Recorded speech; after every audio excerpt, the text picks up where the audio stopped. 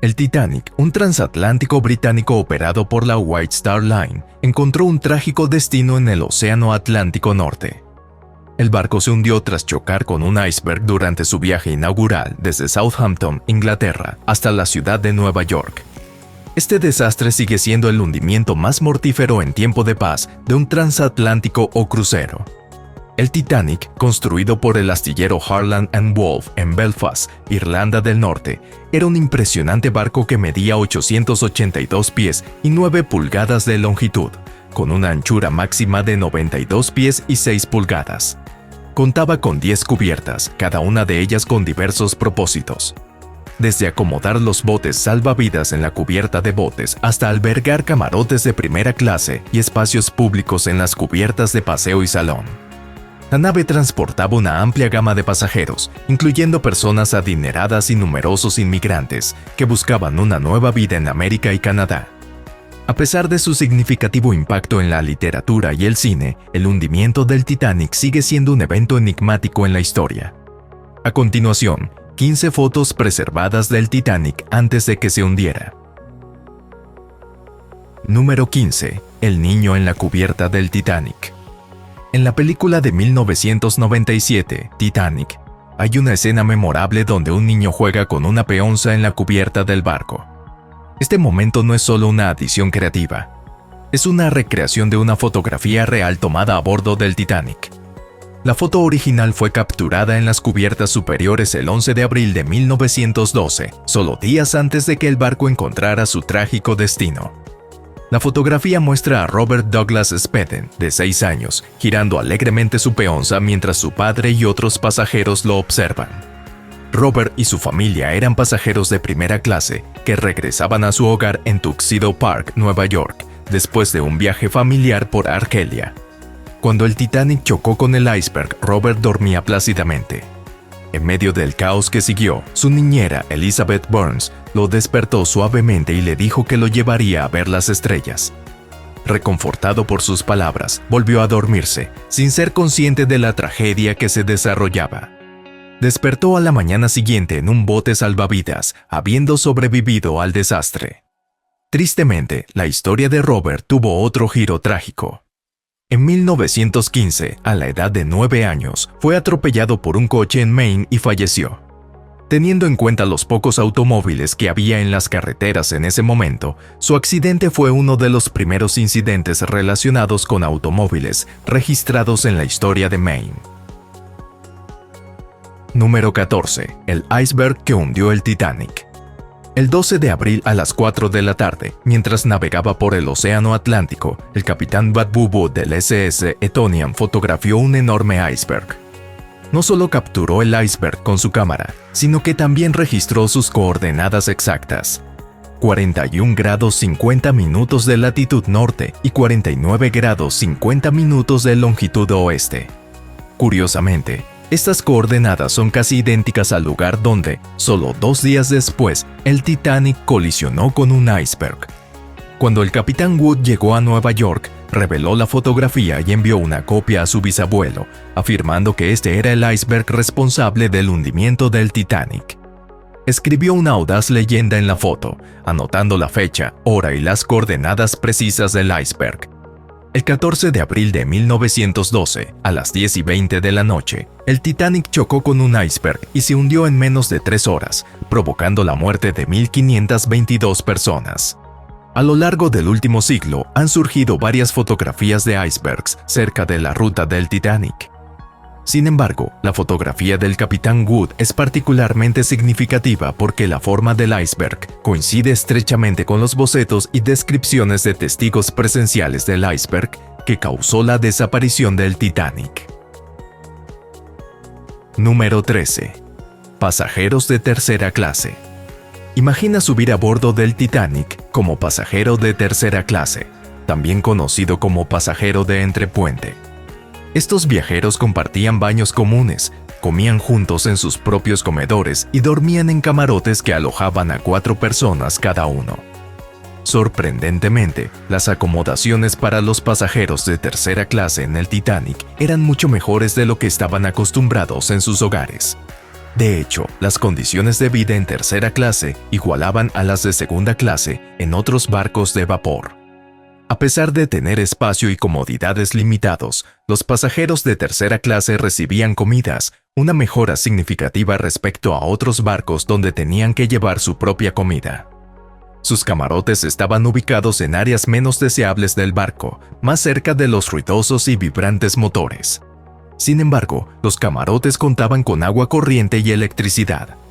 Los hombres solteros vivían en la proa del barco, mientras que las mujeres solteras y las familias se alojaban en la popa, que proporcionaba camarotes más grandes para las familias. Los camarotes tenían formas irregulares para adaptarse a la curvatura de la proa y la popa del barco. Para pasar el tiempo, el Titanic ofrecía una sala general donde los pasajeros de tercera clase podían reunirse, relajarse, leer, jugar a las cartas y participar en actividades. Aunque se les prohibía acceder a áreas de entretenimiento como el gimnasio y la piscina, organizaban sus propias fiestas y bailes. Más de 700 pasajeros de tercera clase eran inmigrantes que buscaban comenzar nuevas vidas en América. Trágicamente, muchos no llegaron a su destino. Solo el 25% de los pasajeros de tercera clase sobrevivieron al desastre, y entre ellos, solo unos pocos eran hombres. Número 12. El gimnasio del Titanic. El Titanic tenía algo bastante impresionante para su época, un gimnasio. Esto no era algo que esperarías en un transatlántico de aquel entonces. Estaba ubicado en la cubierta de botes, justo al lado de la gran escalera. Al entrar, te recibía una sala luminosa con elegantes paneles de roble, pintados de blanco y suelos de baldosas. En una de las paredes había un elaborado expositor de roble tallado.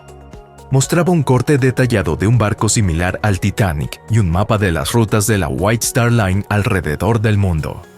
Esto añadía un toque de clase y una sensación de aventura global al lugar. El gimnasio contaba con algunos de los equipos de ejercicio más modernos de esa época. Esto incluía camellos eléctricos y máquinas de remo a caballo eléctricas, junto con sacos de boxeo, máquinas de levantamiento de pesas y bicicletas mecánicas. Para usar esta exclusiva instalación, los pasajeros de primera clase debían comprar entradas por un chelín cada una al sobrecargo. T.W. Macaulay, el instructor físico del gimnasio, siempre estaba allí para ayudar a los pasajeros a aprender cómo usar el equipo. El gimnasio estaba abierto durante horas específicas y tenía reglas bastante estrictas sobre quién podía usarlo, separando a las personas por género y edad. La White Star Line, la compañía detrás del Titanic, publicitaba el gimnasio como un lugar donde los pasajeros podían disfrutar de actividades como montar a caballo, ciclismo y remo en bote. Prometían tanto buen ejercicio como mucha diversión. Una de las atracciones más queridas era el camello eléctrico, una máquina que te permitía simular que montabas en un camello real. Lamentablemente, la noche en que el Titanic se hundió, T.W. Macaulay se quedó en el gimnasio y trágicamente perdió la vida con el barco. Número 11. Los chalecos salvavidas del Titanic. Un pasajero que bajó del Titanic antes de que se hundiera tenía una foto de los chalecos salvavidas del barco en su álbum. El Titanic llevaba suficientes chalecos salvavidas para todos los más de 2,000 pasajeros y tripulación a bordo. Estos chalecos salvavidas estaban hechos de lona y corcho. Eran frágiles, se abrochaban solo con cuerdas de tela y, aunque sorprendentemente pesados, eran altamente flotantes.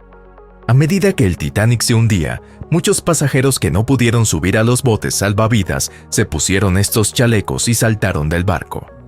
Sin embargo, debido al diseño de los chalecos, muchas personas perdieron el conocimiento al golpear el agua. Como resultado, muchos se ahogaron, se rompieron el cuello o murieron de hipotermia en las aguas heladas. Aunque el corcho continuó utilizándose en los chalecos salvavidas, las mejoras en su diseño no se produjeron hasta después de la Segunda Guerra Mundial. Las trágicas muertes de pasajeros que llevaban chalecos de corcho en el Titanic y en incidentes similares llevaron a esfuerzos para mejorar los materiales utilizados en los chalecos salvavidas. A pesar de su diseño defectuoso, algunos chalecos salvavidas originales del Titanic aún existen hoy en día. Los defectos no han impedido que los coleccionistas compren estos artefactos en subastas. De hecho, un chaleco salvavidas del Titanic se vendió por la asombrosa cifra de $119,000. Número 10. La piscina.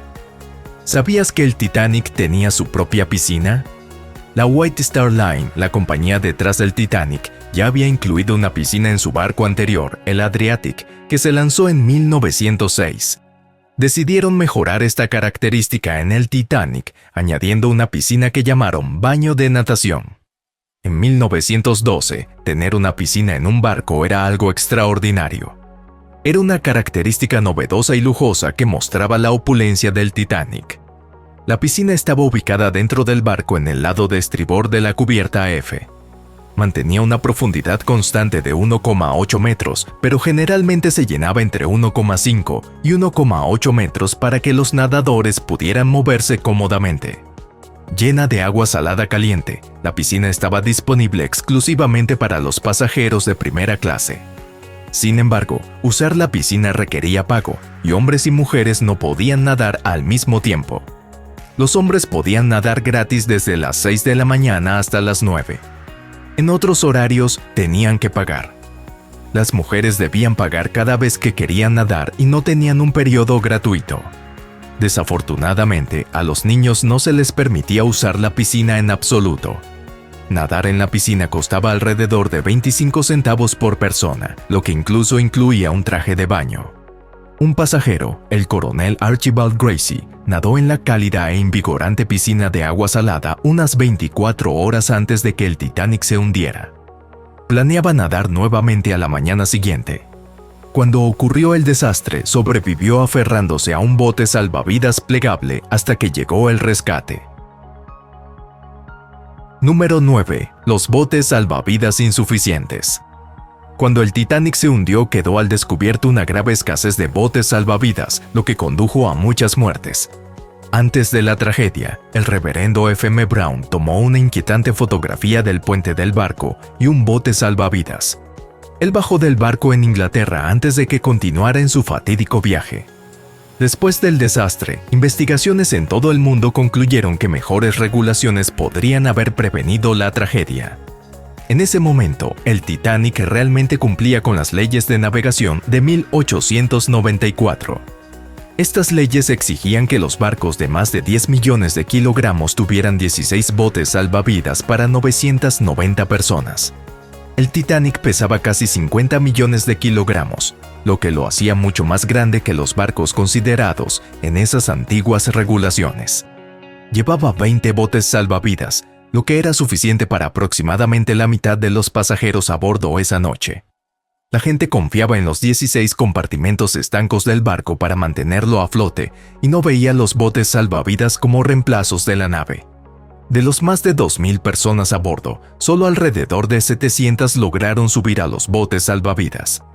Los botes se lanzaron con menos personas de las que podían llevar porque los miembros de la tripulación temían que los botes completamente cargados pudieran romper los mecanismos de descenso.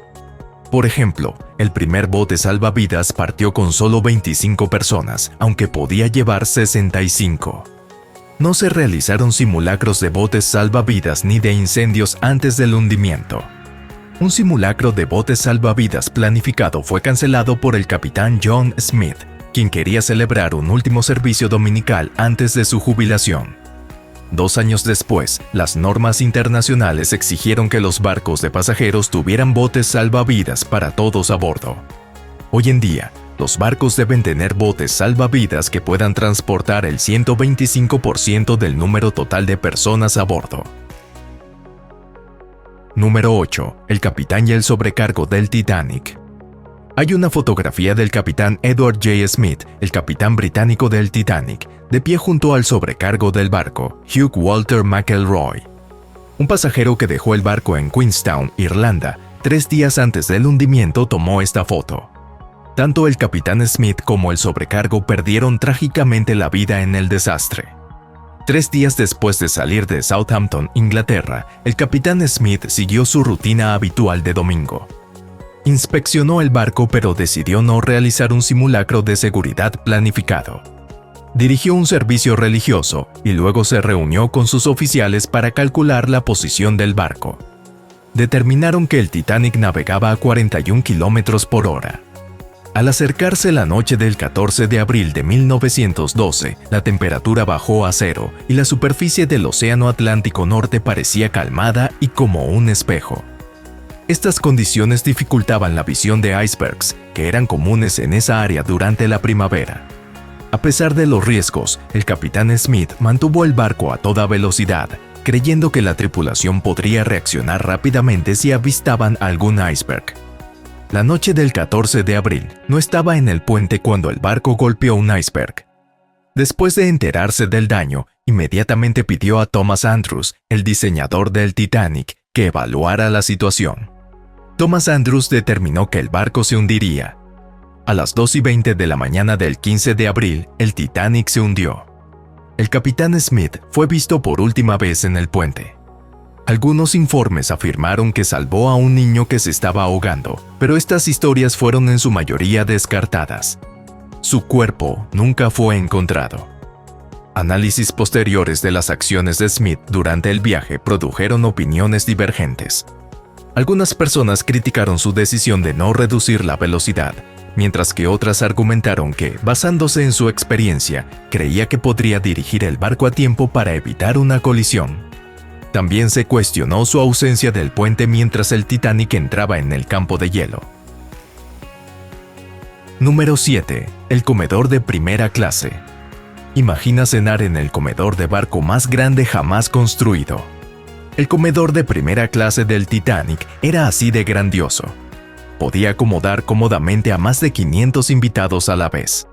Abarcando todo el ancho del barco y extendiéndose aproximadamente 34,75 metros de largo, este magnífico espacio estaba elegantemente decorado en blanco, proporcionando un entorno lujoso donde los ricos podían cenar y socializar.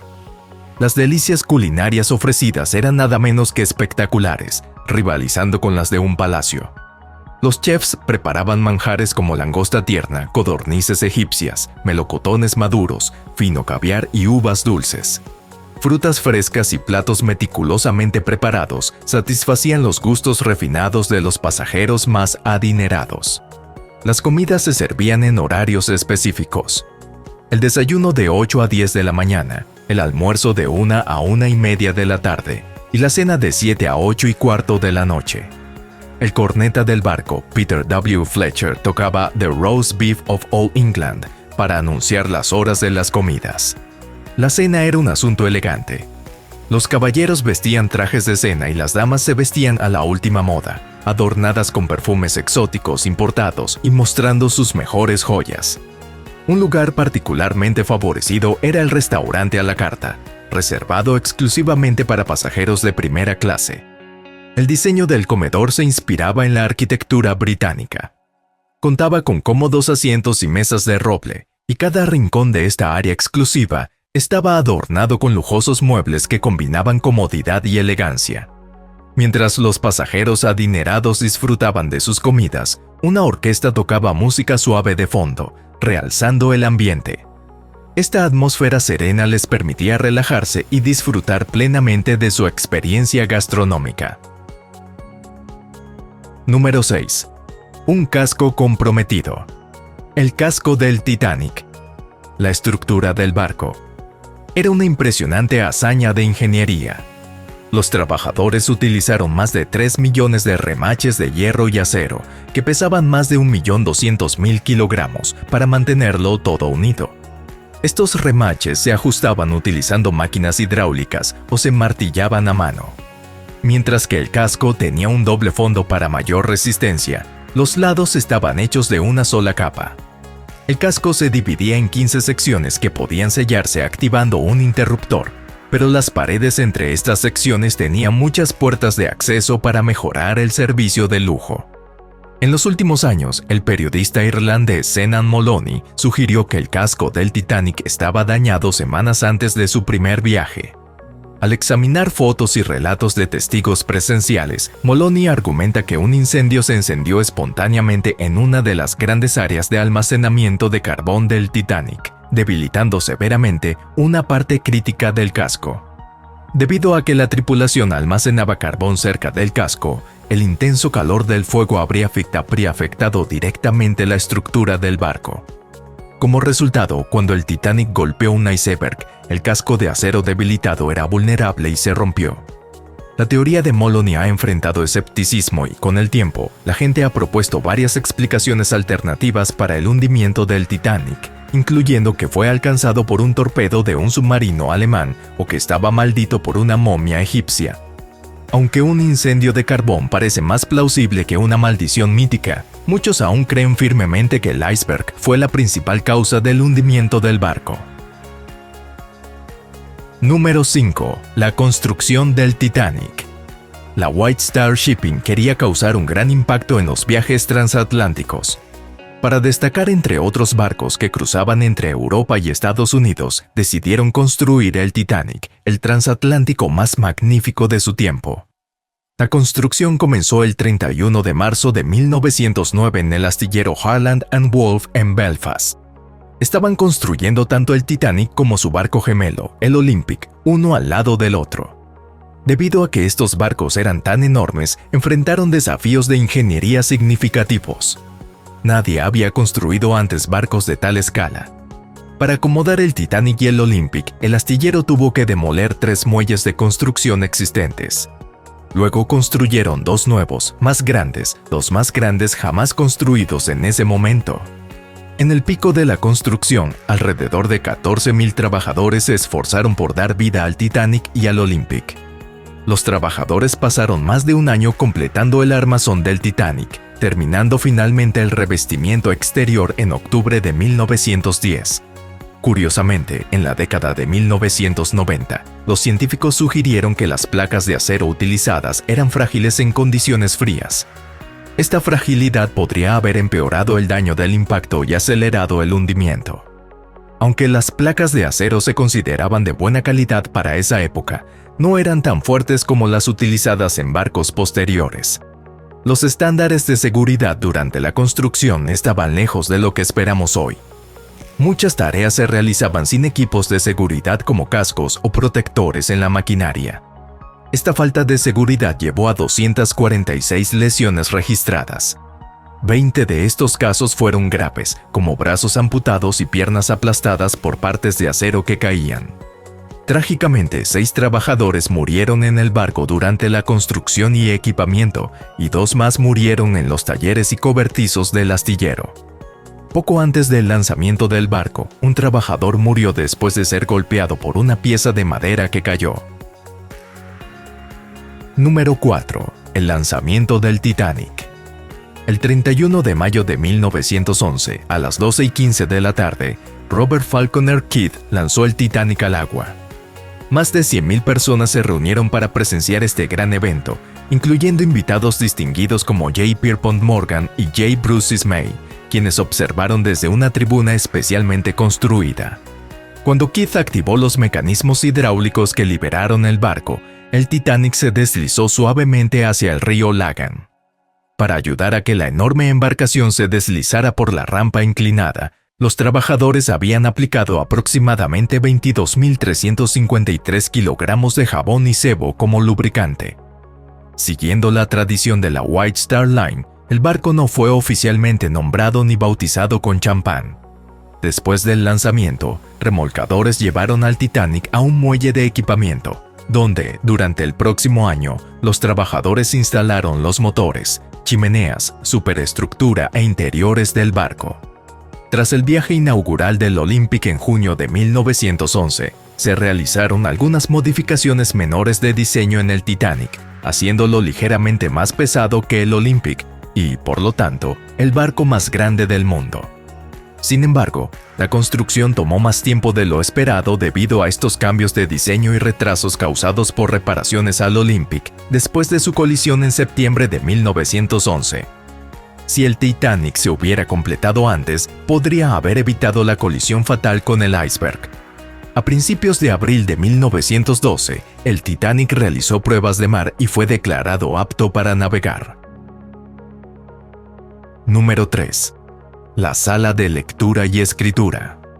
Imagina un retiro sereno en la cubierta a donde las damas de primera clase podían relajarse después de la cena. Esta era la sala de lectura y escritura, un espacio tranquilo frecuentado principalmente por mujeres, aunque los hombres eran bienvenidos pero rara vez visitaban. Ubicada en el lado de babor del corredor que conectaba la gran escalera con el salón, era un lugar favorito para el descanso tranquilo. La sala contaba con un espacio principal amplio y un pequeño nicho de asientos a la derecha, separado por una puerta adornada con ventanas ovaladas. Elevada por encima de la cubierta de botes, tenía altas ventanas que alcanzaban aproximadamente 3,3 metros de altura. Cortinas de seda rosa cubrían estas ventanas, permitiendo que abundante luz solar inundara el espacio. Decorada en un refinado estilo georgiano, la sala exhibía intrincados trabajos de yeso, paneles elegantes, columnas acanaladas y una chimenea de mármol blanco. Palmeras en macetas añadían toques de vegetación, mientras que luces de pared con pantallas y candelabros de cristal proporcionaban una iluminación suave. Sofás y sillas cómodas tapizados en seda amarilla y azul estaban dispuestos alrededor de mesas y escritorios. Abierta desde las 8 de la mañana hasta las 11:30 de la noche, la sala de lectura y escritura coincidía con el horario del salón de primera clase adyacente.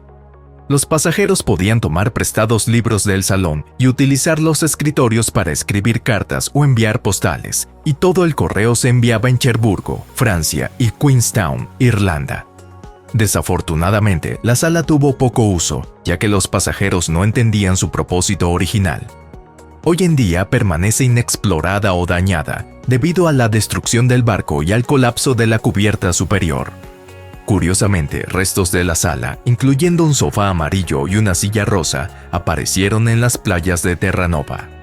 Esto sugiere que alguien accedió a la sala, removió algunos muebles y los arrojó al océano con la intención de usarlos como balsas improvisadas o dispositivos de flotación. Número 2. El comedor de segunda clase.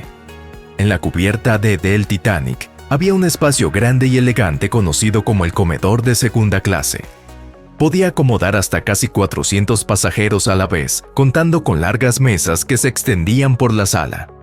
Los muebles de caoba, tapizados en carmesí, añadían un toque de sofisticación al ambiente. Para asegurar estabilidad durante el mal tiempo, las largas mesas y las sillas giratorias de caoba estaban firmemente atornilladas al suelo. Las comidas en el comedor de segunda clase se preparaban en la misma cocina que servía tanto a pasajeros de primera como de segunda clase, ya que también atendía al gran salón comedor de primera clase en la misma cubierta.